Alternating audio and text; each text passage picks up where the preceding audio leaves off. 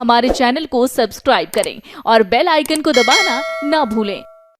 Sir, जिस प्रकार से देश में विषमता और देश में नफरत की बयान चल रही है, क्या लगता है देश में बहुजनों की सत्ता आएगी? बहुजनों की सत्ता जरूर आएगी। हाँ। बहुजनों की सत्ता इसलिए आएगी कि जब इतना जलालत की जिंदगी, जब इस देश में यहाँ के मूल निवासियों को जमीन को थूकने का अधिकार नहीं था, सोचिए क्या जिंदगी रही हो।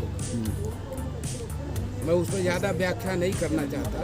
यहाँ के मूल निवासियों के हालात चाहते हैं, यहाँ स्तन भी, महिलाओं को स्तन ढकने का अधिकार नहीं था और परछाई पड़ने पर भी लोग अपवित्र हो जाते थे।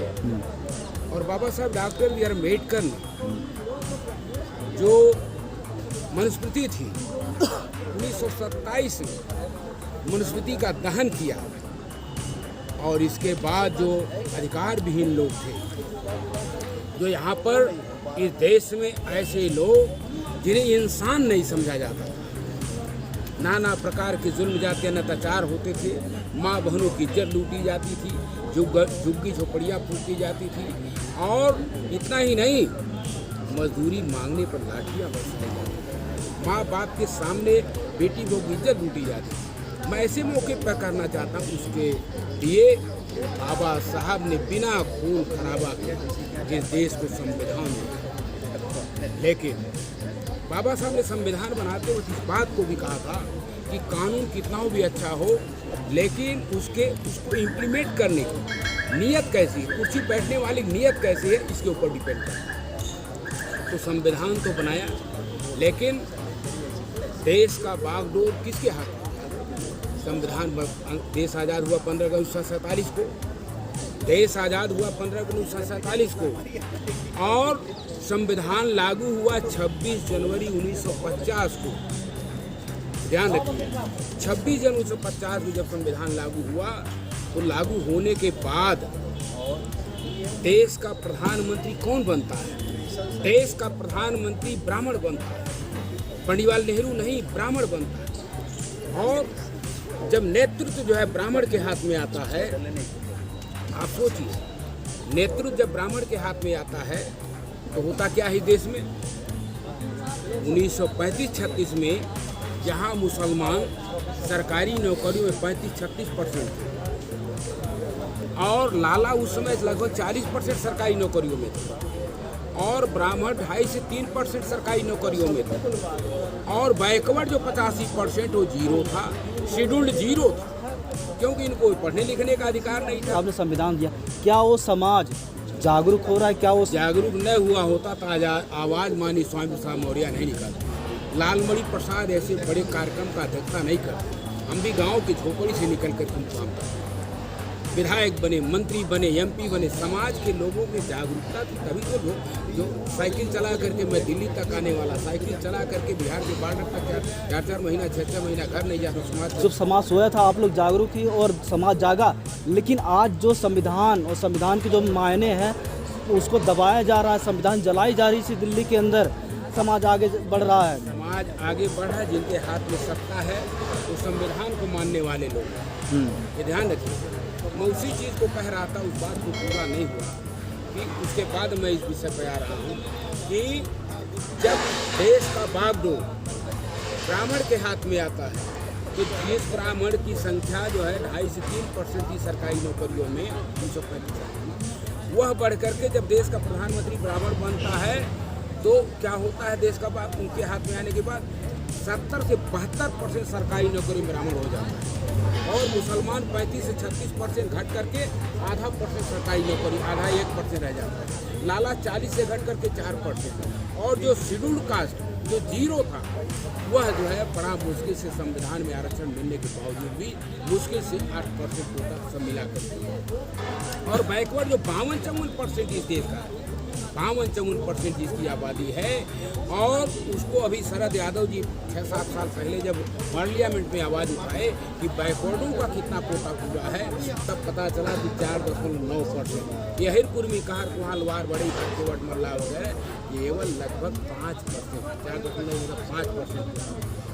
सवाल इस बात का है कि आज लोगों के अंदर जागरूकता फैल रही है जागरूकता आई है। इसके लिए मत देखें कि हमारा एमएलए एक नहीं जीता और हमारे लोग, लेकिन जो हालात बने हैं देश में बहुत जागरूकता आई। आज हमारा बैकवर्ड भी जागरूक हो रहा है अपने हक अधिकार के लिए। हर जगह आंदोलन चल रहा है, चाहे वो ये लक्ष्मण यादव जी हो, चाहे वो पटेल जी हो, चाहे मौर्य जी हो, चाहे सत्ता में बैठे लोग भी जो सत्ता पक्ष में हैं, जो जिनके रहते शोषण हो रहा है, वो भी महसूस कर रहे हैं कि हमारा हक हिस्सा छीना जा रहा है। बागेश्वर धाम जो उनके भाई हैं, मध्य प्रदेश में दलित के घर में जाके पिस्टल दिखाते हैं। धाम के नहीं, आने वाले दिनों में, कुछ दिनों के बाद मैं कह रहा हूँ कि जो मनु का काला कानून है, जो मनुस्मृति है, यदि मैं कहूँ कि बहुत अच्छा चीज़ है, यदि यह मनुस्मृति उनके लिए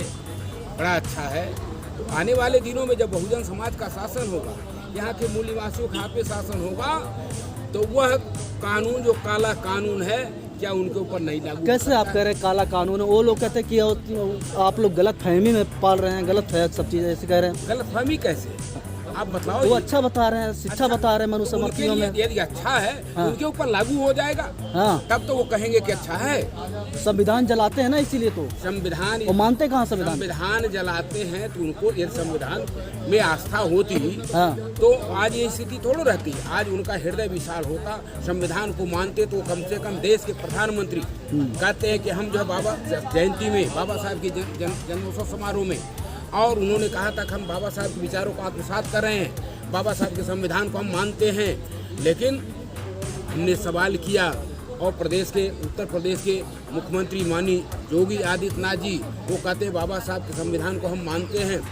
लेकिन यदि आत्मसात कर रहे हो, बाबा साहब संविधान को मान रहे हैं, तो क्यों नहीं उनका संविधान में दिया हुआ आरक्षण पिछड़ों का पूरा अब तक हुआ? 8 साल आपका शासन था, क्यों नहीं पिछड़ों का कोटा पूरा हुआ? क्यों पिछड़ों के भावना पर ठेस पहुँचाया जा रहा है? क्यों अनुसूचित जाति जनजाति का कोटा पूरा नहीं हुआ? एक सवाल है। इस नाते बहुरूपिया लोग हैं, ये धोखा देने वाले लोग हैं, इनसे समाज का भला नहीं हो सकता। इन लोगों ने हमेशा धोखा दिया है। उनका भावना बहुत जल्दी आहत हो जाती है। आहत हो जा रहा है ना, क्योंकि अब बहुत चीज़ें नहीं कही जा सकती हैं। उनकी भावनाएं तो आहत, क्या इस देश में, क्या अपनी बेटी के साथ संबंध बनाना भावनाओं का? रामायण सुनिए, रावण जो है, रावण कहते हैं कि राम ये सीता को हरण कर लिया। किसी की बेटी बहू को एक बार हरण हो जाए तो क्या वो रोज हर साल कहेगा कि देखो हमारी बेटी सीता को हरण कर ले रहा है रावण? कौन स्वाभिमानी आदमी कहेगा कि हमारी बेटी बहू को जो हरण कर लिया, ले जाकर रख लिया है? स्वाभिमानी आदमी कतई नहीं। ये जो अगड़े वर्ग के लोग हैं, ये रामलीला मनाने वाले लोग, ये सही माने में अपनी बेटी बहू का इज्जत का, तो वैसे ही जो है सामने जो है कह रहे हैं कि हमारी बेटी बहू का इज्जत का खिलवाड़ किया जा रहा है। वो अपमान तो खुद अपने माँ बहनों का, बेटी बहुओं का अपमान कर रहे हैं, रामलीला का समर्थन कर रहे हैं। एक आखिरी सवाल और है कि आप ओबीसी जनगणना के साथ हैं कि? बिल्कुल हम चाहते हैं जनगणना होना चाहिए। ओबीसी एससी कहाँ, वही 1921 के बाद कहाँ जनगणना हुआ है? इसलिए एससी, ये बैकवर्ड, पिछड़े वर्ग, माइनॉरिटी, अनुसूचित जाति, जनजाति, इन सबका जनगणना होना चाहिए। और जो मानवर कांसीराम ने नारा दिया कि जिसकी जितनी संख्या भारी उसकी उतने। आप सर 85% और संख्या की बात बताते हैं, लेकिन सरकार लगातार हार रही है। आप कैसे कह रहे हैं लगा बहुजनों की सत्ता हार जा रही? बहुजन समाज आहत में है। पूरे देश में एक उत्तर प्रदेश था कि बहुजनों को उम्मीद था, लेकिन उत्तर प्रदेश भी हम हार चुके हैं। अब क्या उम्मीद है, कैसा किरण खिलाएंगे आप लोग? है सरकार हार जा रही है लगातार। हार गए ना। हाँ, आने वाले दिनों में 24 में, हाँ, 24 में देखिएगा, उत्तर प्रदेश में, बिहार, उत्तर प्रदेश में हर जगह बीजेपी को कौन रोकेगा? उसका कौन रोकेगा? सर, कर विपक्ष में कोई बड़ा नेता नहीं है। यहाँ का पिछड़ा, यहाँ का अनुसूचित, यहाँ का धार्मिक अल्पसंख्यक, ये सारे के सारे लोग यूनाइट हो रहे हैं। बड़ा नेता कौन होगा? उसको ये पहले काहे निर्णय ले रहे? बड़ा नेता कौन होगा, कौन प्रधानमंत्री बनेगा, कौन आगे क्या होगा? सारे लोग मिलकर के, सारे लोग दुखित हैं, सारे पिछड़े वर्ग के लोग, माइनॉरिटी के लोग, अनुसूचित जाति के लोग महसूस किए हैं कि हमारे साथ हम लोग अलग अलग रहने के नाते आज ये, जैसे एक उदाहरण दे करके मैं फिर बात को, हम कह रहे हैं कि हमसे जब सवाल किया लोगों ने इलाहाबाद में, कि आप 24 के लक्ष्य को भी बोलिएगा, बतलाइएगा उसमें मेरी अध्यक्षता मीटिंग में। तो हमने कहा कि भाई आप 24 की क्यों बात कर रहे हैं, 22 में हमारे नेताओं के अदूरदर्शिता के कारण यहाँ पर बीजेपी नहीं। आप सोचो 13% बहन माती जी का लगभग वोट और 32% माननीय अखिलेश यादव को, ये जोड़ लो 45% हो रहा। कहाँ भाजपा जीत रही है? लेकिन बढ़ जा रहे हैं ना वोट। तो अब नहीं बटेंगे ना, ये या तो मिट जाएंगे, लोग नहीं इकट्ठा होंगे। ये समाज इनको माफ नहीं करेगा। ये समाज के हित में, मूवमेंट के हित में और संविधान के हित में और इस बहुजन समाज के हित में, देश के हित में हमें बहुजन समाज के सारे लोग इकट्ठा होना पड़ेगा, नहीं तो इन्हें माफ नहीं करेगा। सर, आप मायावती के सबसे विश्वसनीय नेता थे और आज आपको छोड़ना पड़ा, लेकिन क्या 2024 में आप बहन जी के साथ आएंगे बीएसपी के साथ? बहन जी के साथ, विचारधारा के साथ हम लोग आज भी कांसी राम साहब के विचारधारा के अनुयायी हैं। हम लोग हमने समर्थन कर दिया था बहन जी का 22 में इलेक्शन में। ऐसा थोड़ा कि हमने कहीं विरोध किया, हमने तो समर्थन किया। और फिर कह रहा हूँ कि जब तक भागीदारी, चाहे बहन माती हो चाहे माननीय अखिलेश यादव, जो पिछड़े वर्ग, जो माइनॉरिटी के लोग हैं, जो अनुसूचित जाति के लोग, सबको एक दूसरे को भागीदारी देना पड़ेगा।